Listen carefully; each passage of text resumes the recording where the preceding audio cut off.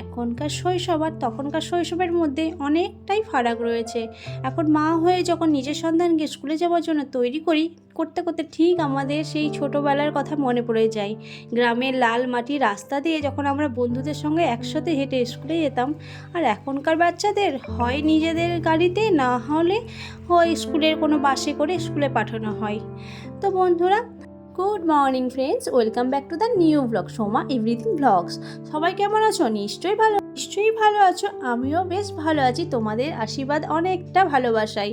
তো চলো বন্ধুরা, আজকে এখন টাইম হচ্ছে সকাল 7:30, আর আজ হচ্ছে সোমবার। আরশিকে স্কুলে পৌঁছে দিয়ে চলে এসেছি। আর এসে আর আমি আর চা খাইনি, চাটা তোমাদের দাদাভাই আর মাকে করে দিয়েছিলাম। তো ওনারা চা খাচ্ছেন আর আমি এদিকে সংসারের কাছে হাত লাগিয়ে দিয়েছি। আর প্রতিদিনের ঝাড় দেওয়াটা হচ্ছে প্রতিদিনের কাজ, ওপর থেকে নিচ পর্যন্ত, মানে দোতলাটা, সিঁড়ি থেকে সবটাই প্রতিদিনের মোছার কাজ হচ্ছে আমার। কারণ না মুছলে, একদিন না মুছলে না ধুলো জমে যায়। তো রাস্তা ধারে বাড়ি হওয়া এই হচ্ছে এক প্রবলেম। তো তার মধ্যে দেখো আমি এদিকে ভাত বসিয়ে দিয়েছি। জলখাবারে যেহেতু আমাদের ভাত হয়, আমরা খাই না, শান আরশি খাই। আর এদিকে শানের স্কুলে টিফিনটাও একদিকে বসিয়ে দিয়েছি। আর শানকে দিয়েও ছাড়িনি, মানে ছেলেদেরকে যে কাজ করে না, মেয়েদেরকে কাজ করে, এই ওর ভাবনা চিন্তাটা না চেঞ্জ করা দরকার।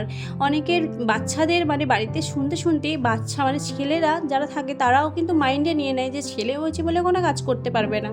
আমার কাছে কিন্তু এটা চলে না। তো আমি সেই জন্য আমার ছেলেকে দিয়ে আমি যতটা পারি কাজ করার চেষ্টা করি।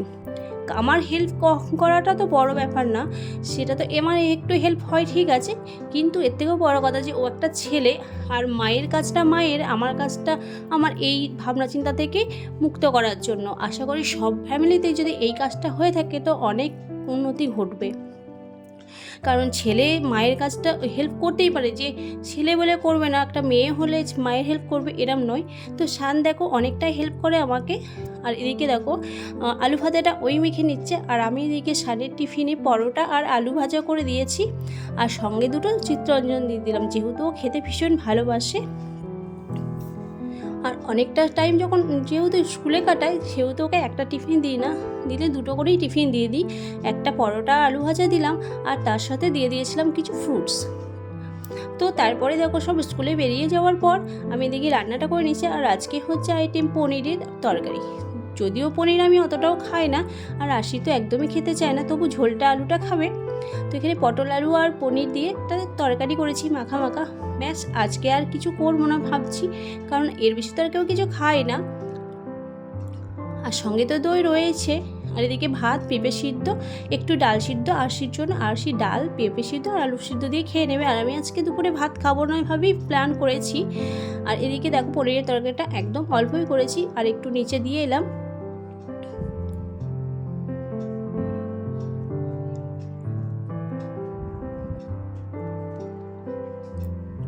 তো তারপরে দেখো খাওয়া দাওয়া কমপ্লিট হয়ে গেছে। আর অনেকটাই ভোরবেলা যেহেতু উঠেছি, তো সেহেতু দেখো একটু রেস্টটা নিলে হয় না, চোখের পাতা ভারী হয়ে ওঠে। তো আমি দেখো খাওয়া দাওয়া করে এসে একবার একটু রেস্ট নেব বিছানায়। তো একটু ঘুমিয়ে নেওয়া যাক, তারপরে আবার উঠে আসছি তোমাদের সঙ্গে আড্ডা গল্প করতে। তো চলো। তো দেখো গুড ইভিনিং ফ্রেন্ডস। আর এদিকে আমি এইমাত্র ঘুম থেকে উঠলাম। আর এইমাত্র না, একটু আগে উঠেছে। উঠে দেখো আরশির আবদার, ও একটু আজকে দুপুরে ঘুমালো না। ওকে বারবার বললাম যে অনেকক্ষণ উঠেছে, সকালে স্কুল এলে যে একটু সকাল সকাল উঠতে হয়, তো কিছুতেই ঘুমাতে চাইলো না। এসে একটা বেলুন নিয়ে এসে বলছে আমাকে বেঁধে দাও। তো ওকে সেই কাজটাই করছি। আর এদিকে তোমার দাদাভাইকে ছানা কেটে দিয়ে দিয়েছি, ও খেয়ে চলে গেছে আবার ওর কাজে। তো চলো, তারপরে আবার আসছি সন্ধ্যেবেলায় আবার সানডে টিউশন আছে, তো ও আবার কি খাবে, টিফিন বানাতে হবে। তো চলো দেখি।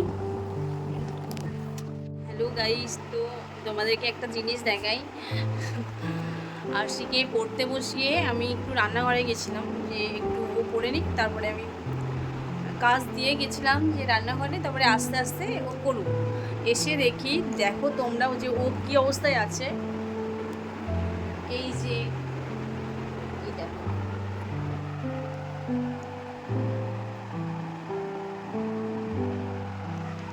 লিখতে লিখতে ঘুমিয়ে গেছে, ঘুমিয়ে লিখছে।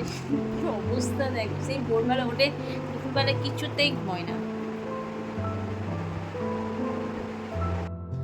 তো ফ্রেন্ডস দেখো আরশির অবস্থা দেখো। ওকে আজকে যেহেতু জোর করে ঘুমটা পাড়ায়নি, তো আর ঘুমালো না। আমি ভেবেছিলাম যে ওকে একটু পরে ঠিক খাওয়ানো অবশ্যই হয়ে গেছে, ওকে ভাত খাইয়ে দিয়েছিলাম। তো যে খেয়ে দিয়ে কাজগুলো করুক, তার মধ্যে আমি ওকে ঘুম পাড়িয়ে দেবো। তো ও কাজগুলো করতে করতে দেখো খাতার ওপরে শুয়ে পড়েছে।